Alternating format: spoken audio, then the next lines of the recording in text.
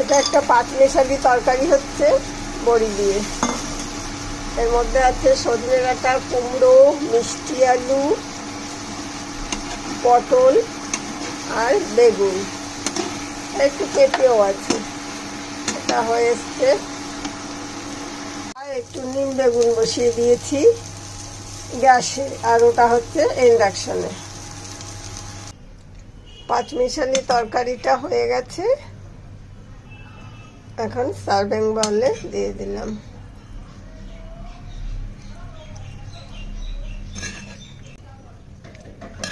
এটা খুব ভালো হয় খেতে, মানে গরমের দিনে তো ভীষণই ভালো লাগে। আর সজনে ডাঁটার বড়ি দিলে না এই সময় পাঁচমিশালি তরকারি আলাদাই একটা টেস্ট হয়। এটা ভাত দিয়ে রুটি দিয়ে দুইভাবেই খেতে পারেন।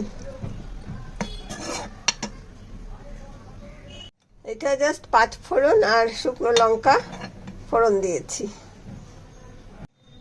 নিম বেগুনটাও হয়ে গেছে।